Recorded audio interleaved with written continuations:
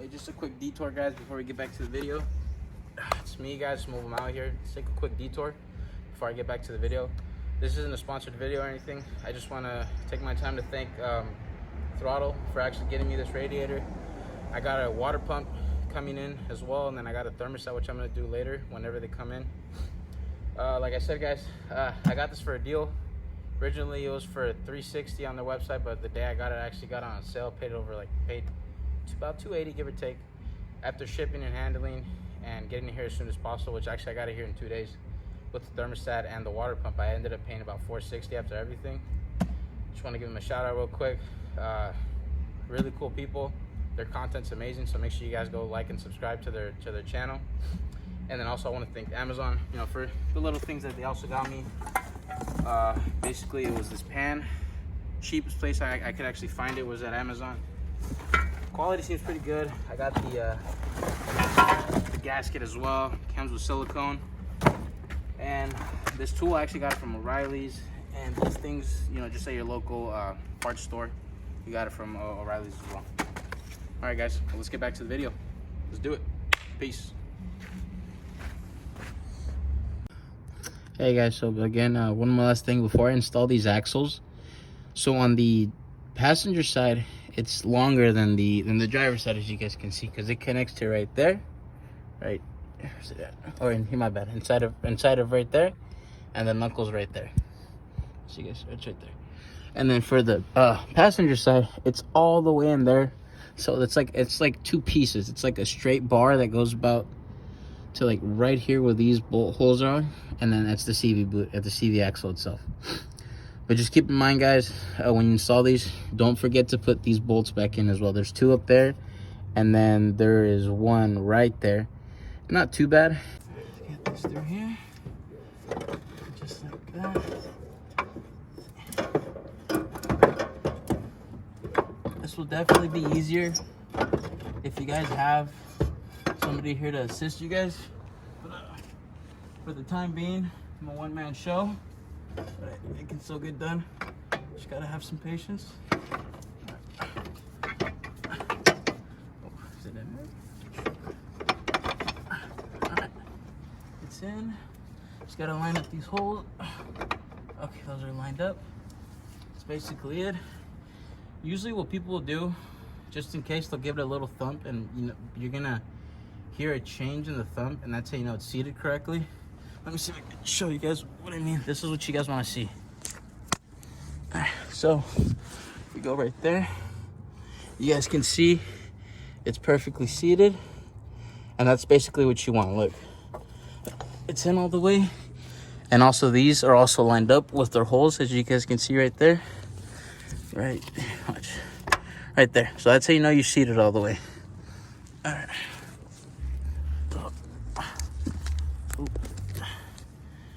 Okay, let's take a look. Okay. I don't have the jumpsuit on today. It's dirty and I gotta wash it. All right, next thing is I'm gonna just put those bolts in and start them off by hand. Let's see.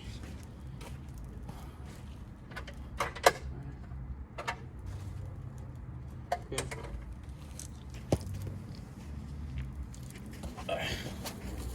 Okay. And these are I want to say they're 14s, if I recall correctly. That's one thing when you work on a Toyota. Some of the common sizes you're gonna have are 14, 17, 19, 21 for some of the lug nuts. But for the most part, just what I've ran into is just 10s, 12s, 14, 17, and 19. 21 I usually only see on the wheels, maybe suspension sometimes, but those are your common bolt sizes for these Toyotas. It's funny when you start to work in the automotive field for a while, you're like, oh, this car uses this size bolts, this car uses that size bolts. And it's crazy because you get to a point where you're just like, all right, I just need this, this, and that. And, you basically grab those sockets, whatever extensions you need, and boom, you have everything for the job. And you get this, let's just say, suspension job where you gotta, let's just say you gotta replace a control arm, the knuckle, and the strut, and you're just like, I need this, this, and that. And it's like a job that calls for maybe like four hours, give or take, depending on the car. And you get it done in like half an hour to an hour. It's crazy. I used to work in the shop in Stockton called All in Alignment and Brake. Great place to work at. The owner and then his wife run the business. Great people. The guy Carlos, he's from Chile. Awesome dude. Like, I have so much respect for him. He taught me a lot of this stuff. And then one of the biggest things he taught me too was to always be patient when it comes to working on these cars, because if you don't have patience, you know, good luck. And at the end of the day, whenever you're working on cars, guys, just remember, it's just a couple nuts and bolts, and that's pretty much it. And you know, it's little things like that that I learned from him, and I appreciate him for everything he taught me. He's also helped me out financially with a couple things here and there, what to look for when buying a car and stuff like that. If I'm looking into buying a house, which, you know, one day in the future I might. But for right now, let's make this content. Let's get these axles installed. Replace this oil pan, get a new gasket going, and kind of go from there, guys. I'm excited to hear this thing run. Oh golly, really excited. Okay, so I got those bolts started up already. Basically got them hand tight all the way. I'll hit them right now with like a ratchet or my electric impact ratchet. And then let's see, let's take this nut off, or fastener, whatever you guys call them. Gotta be careful what I say sometimes, knowing how the world is nowadays. Let's get this last one out. Okay.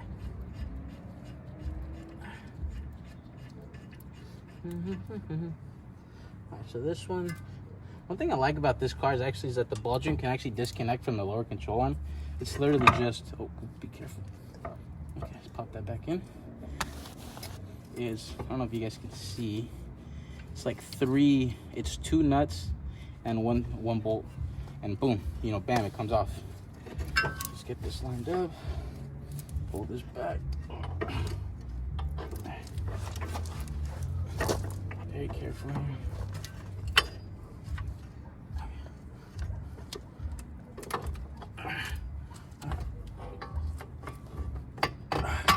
Okay. Boom, just like that. Next thing I'm gonna do is line these up. Oh, sorry guys, I'm trying to get out. I'll get at you guys this way. Boom. Look at that, guys. Just like that.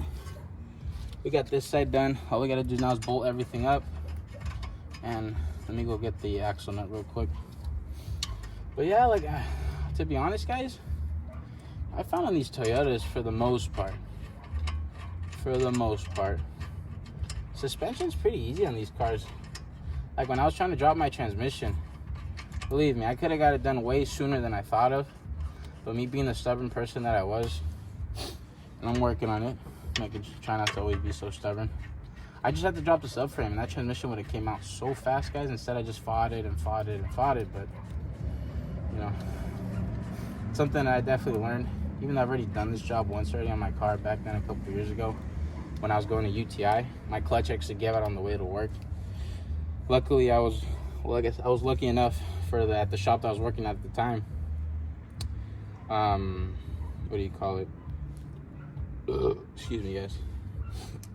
He basically let me work on my car, and I was very impressed with my results, because I got that transmission out that same day, and then by the next day I had it all back together. The only thing that I just kind of took a while in was what do you call it, we're just doing the alignment.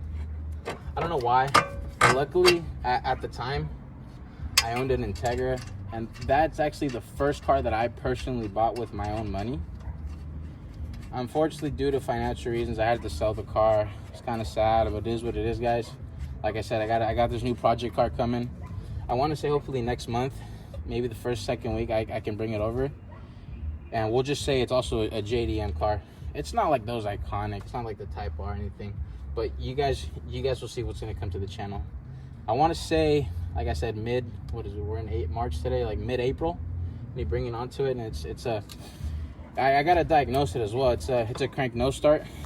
I already went and looked at the car. Great condition, not too many miles on it. Chassis got about over 300k. Motor's pretty healthy. Transmission feels pretty good. So, you know, hopefully, fingers crossed, I get that car running. Have it as my commuter for the time being. I'm not gonna park this car. This will be like my weekend car, I guess you could say. Or I'll just switch off. Sometimes I'll bring that car. Sometimes I'll bring this car. But anyways, I can't tell you guys too much more, because then you guys are gonna figure out what I'm gonna have, or it's gonna slip out of my mouth. So I got these hand tied as well. The fasteners and the bolt for the ball joint for the lower control arm. Now let me get the axle nut real quick.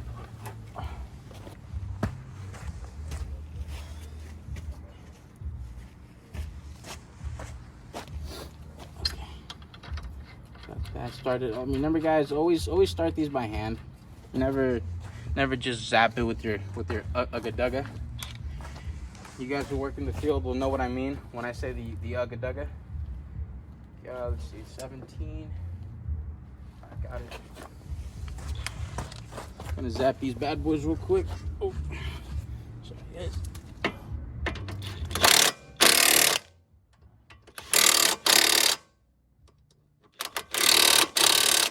then when it comes to suspension, guys, so this is my Ugga Dugga 3000. Make sure you zap those down, please. I think I worked on I was doing an alignment on a Challenger. No, it was a Charger. It was a 392.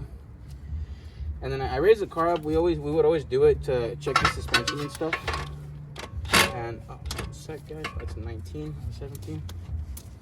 And as I check for play on anywhere, I find play. Oh, as I thought it was play on the tie rod. Verified if it was, or we checked to see if it was coming from the hold on a second. Sorry guys, I'm just lining up the holes right here for this castle nut so I could put the cotter pin in. I verified with my boss to see if it was the inner or outer tie rod. We found it to be the outer tie rod, which is the one that connects to your knuckle. See if I can show you guys real quick. Sorry. So this one, we found play in this. This is your outer tie rod. It's basically what steers your tires. And then, unfortunately, when it came to the time we got the parts ordered and everything, we let the body shop know, hey, this is what we need, because it was coming from a collision shop, body shop, whatever you guys call it. Turns out, whoever worked on it, keep in mind, this is a pretty expensive car. I would say like $40,000 car at the time. Probably more, probably less now, but at the time it was around that. So we basically got it up on the rack. I took the wheel off, and when I got to the actual, well, actually no, I stand corrected. It was not the outer tie rod, it was the inner one. So not the one that I was pointing out, it's the one next to it. Which was this one right here. This one was loose. I could basically do this, and you could hear like a clunk. What do you call it? Oops, let me zoom out of there. Okay, that's good. Zoom out. Okay, so got to that car, took the wheel off, took the took the outer tie rod out. When I got to the lower one, I could actually spin it by hand. You are not supposed to be able to spin it by hand. Like, I could unthread it with my own hands. So luckily that guy who worked at that shop got fired, and we sorted things out, which kind of brings me to another point. When you guys are working on your guys' personal cars, or if you work at a shop, please make sure to always double check your stuff. Tighten everything, and then go by hand on every single bolt that you touch to verify that thing is actually tight, because if not, it's not going to be a good day for you or the shop you work at. It kind of leaves like a bad reputation. I understand if you're new at this, just kind of like a little tip. If you guys are new in this field, always double check your stuff. So right now, after I tightened everything, I'm gonna go there and double check my stuff. So as far as the bolts that attach the second part of the axle on the passenger side, I'm gonna check those. I start to tighten them, I know that. I'm gonna check this one, and then I'm gonna check my lower ball joint ones, just as insurance. Because the last thing I want is for my car, my personal car, to just be basically just come apart in the middle of the road. And it's like, damn, I should have checked them when I had the chance, you know? All right, so let me get to this. Let me actually go get the socket for this. I might have left it in my toolbox. I'll be right back, guys. These are the sockets I'm using, guys. Nothing fancy, just your Pittsburgh impact sockets. These are 12 points just because of the fastener that's on the axle. And then on the other side, I actually have it's a 6 point. I think it's a 32, I want to say. Let's see. Too much play. No, it's gotta be a 30.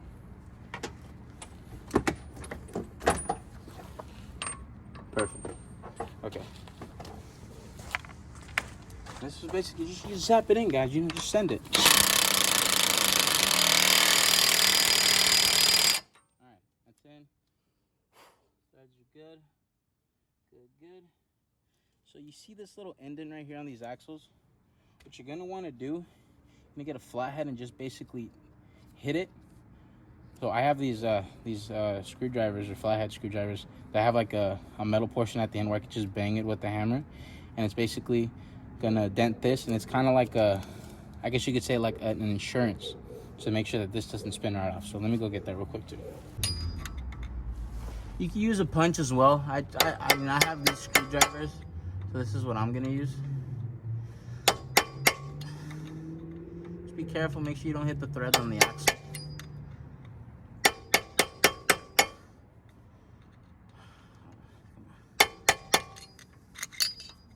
Come on.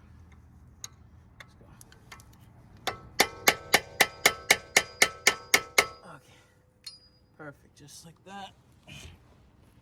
So let me show you guys what I'm talking about. I don't know how, oops, sorry. One sec, guys. So that right there, you see how I dented that? It's basically gonna stop it from spinning out. It's just kind of me repeating the same thing, but let me just show you this portion real quick so that you can avoid. Okay, so you guys see this C-clip right here? I don't know if you guys can see that, right? This piece, make sure you have it facing towards the ground when you're doing the install. Trust me, I've heard stories where if you don't, people have bent these, they get it in by force, and it becomes a nightmare basically to take those off. Okay, some of you guys heard that click. Let me show you guys. So the reason I'm doing that, you can use a rubber mallet basically to get this to seat all the way, and that is actually seated all the way, which is good. Next part, like I said, just repetition at this point. Get it inside the spindle, get the nut on there, and tighten these up. This is what I mean, guys, by like it's just 2 nuts and 1 fastener, or 2 fastener, or whatever. You guys know what I mean. It's just those, and that disconnects and it pops right out. Makes it a whole lot easier. So let me get that done, guys, and then. All right, guys, one more thing I want to mention. In the video, you guys already see that I have grease on the threads of the axles where it connects to the spindle. It just makes for an easier install. And then let's just say down in the near future, I break one of these or I upgrade my axles or whatever, then like I said, it'll come up pretty easily. So usually I use like a little drill gun with this attachment. Again, I got this from O'Reilly's as well. And then in order to clean the spindle out, I got like a little, I guess you could say, a wire brush. And same thing, you're just gonna go on the inside and just clean it out as best as you can. It doesn't have to be perfect. Unfortunately, that's the only tool that I got. So I'm gonna try my best to clean it out and kind of go from there, guys. All right. Another thing I wanted to show you guys. So when I was talking about the castle nut, it's this. It basically looks like an end of a castle or a tower, whatever you guys want to call it. So I'm basically lining up this hole right here with the hole that's on the actual threads for the ball joint, so that I can put this right here. This is called the cotter pin. It's the same thing. It's like insurance, just prevents it from spinning out. So I basically just put it through the hole. Give me one sec, like that. And then the longer piece, so usually when you get these, they're equal length. I cut one shorter than the other one, so that the longer one, I basically just bend it to have it like that, and this basically stops it from spinning out. All right. Hey guys, quick update. So I gotta remove my pan, and I was hoping not to remove the mid pipe and disconnect it from the cab, but it looks like I'm gonna have to do that. You gotta be very careful with these bolts because these have been through so many heat cycles. Like you guys don't even know. So hope for the best. If they break, they break. We'll figure out a solution. But for the time being, let's just hope they don't break. Wish me luck, guys. This is a Victory, guys. Oh my goodness, was I scared to break these off from all the rust and stuff, but they came off pretty easily. Just had to break them loose. So let's take off this oil pan, and then I'll kind of show you guys the process of what it's nothing too complicated. I just take it off. I clean off the mating surface with that right there, just something light. I'm gonna put this the gasket on, and I'm gonna add RTV silicone, which they provided to just a smidge, as like a same thing as a weight of insurance, just to be sure this thing doesn't leak. All right, let me get back to it, guys. All right, guys, oil pan's off. Oh my goodness, never knew what it looked under my car. But what was I getting at? But look, so this is what I mean. I thought this was some metal, but it's not. So they put like a rubber grommet here for some reason. Where's the other piece? It's right here, guys. I don't know why they would do that. This isn't metal, trust me. If it was, I'd cry right now. You know, it doesn't look too bad actually. Just, you know, me being a young kid, I should have probably did more oil changes. But to easily fix this, I'm gonna run a couple of flushes. I'm gonna look inside of here, and there doesn't seem to be anything inside of here. So let me just put my finger here. Pretty good actually. Pretty clean overall, guys. Yeah, not too bad actually. I think this thing has like a second pan or something. I don't know. I could be wrong. But I would love to one day take that apart. Let's look at my tent. Oh. So my tensioners are actually oil operated. If I want to, yeah, they are actually oil operated. So instead of spring tension, it's with oil pressure, which is pretty cool. Yeah, it looks pretty good, guys, actually. All right, well, let me put this oil pan back on, and then I'll show you guys the product, and then I'll also show you guys what I mean by, I'm basically just gonna use that right there to just clean off all this residue right here, and then I'm gonna get the other one ready for this, okay? So this is kind of what you want, guys. I know it doesn't look pretty. I know I got shavings in there. Don't worry, this is just, it's all gunk. I'm gonna probably flush the oil through the engine a couple times so I can make sure I get all that nasty stuff out. Don't worry, I'm not gonna run it like that forever. I'm just gonna run it enough to clean all that stuff, get it in. Like I said, we have a screen right there, and we have a filter right here, so this stuff shouldn't be getting into the engine at all. We're good, guys. Don't worry about it. But yeah, I finished cleaning the surface best that I could right now, just because my battery's running out of my phone. I might not be able to do the video for the radiator, but let me just get this all done. I'm gonna get the oil pan set up, and I'll show you guys basically what I did, and then put this back on, and we should be good. Throw the wheels on, get this car off the floor, off the jack stands, and maybe hear it start really quick. All right, guys, let me get my stuff. Sorry, guys, I kind of had to skip towards everything, but I did get the oil pan on. Made sure that was tight. I let the silicone sit. I literally just added the oil, and I let it sit while I filled the trans, cleaned up around here a little bit. So let's hear a startup, guys. It might turn off right away because I did disconnect the throttle body with the battery on. So it is what it is. It's fine. We'll be fine. So let's hear a startup, guys. I'm pretty excited.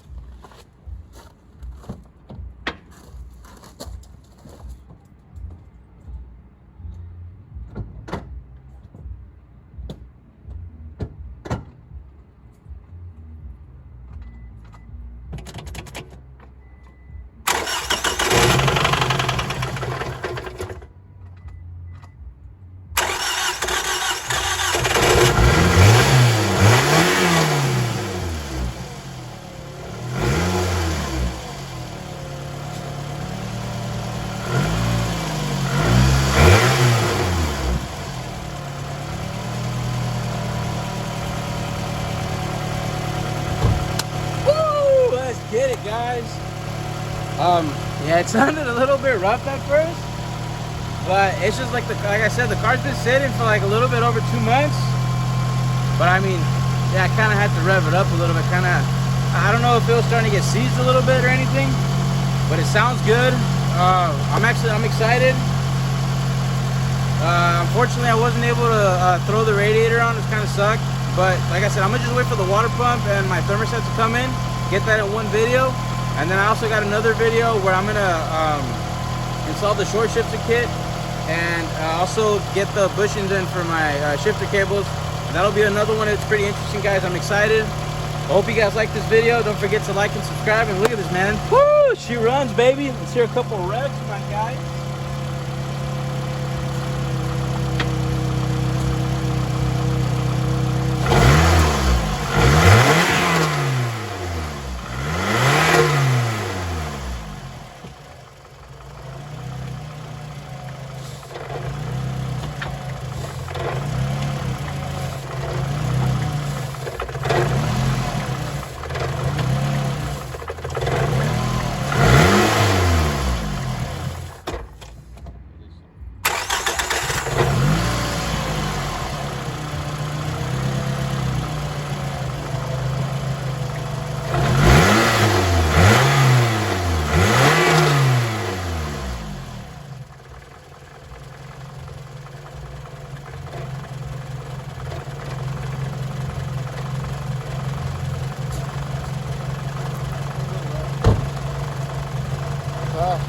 thing, guys, it does sound a little rough.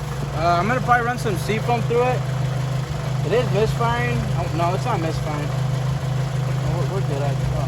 Setting that up. Get out, buddy. Get out. Sorry. I feel like it's running a little bit rough. I'm gonna run some seafoam through it, see if that fixes it. I know I cleaned the throttle body out. It's got some old gas in it. Maybe that's what it is. So yeah, guys, thank you guys again, and don't forget to like and subscribe. Peace. Hey guys, it's the next day. It's like 8 p.m. right now. This video's supposed to get done like around 5 o'clock for the editing, but I got carried away with stuff, then I fell asleep. Pretty exhausted, to be honest. Fortunately, I wasn't able to do the radiator. So I'm gonna just do it when all the other cooling system parts come, like the thermostat and the water pump. But I hope you guys liked the video. If you guys have any suggestions, you know, I'm always here. I'm gonna read my comments, see if you guys have any other ideas, any other videos. I might do a POV driving, me driving the car eventually. I got people asking me to do that, so that'll come down the road. But yeah, like I said, hope you guys like my content. More to come, guys. Stay tuned. I'm out, guys. Peace.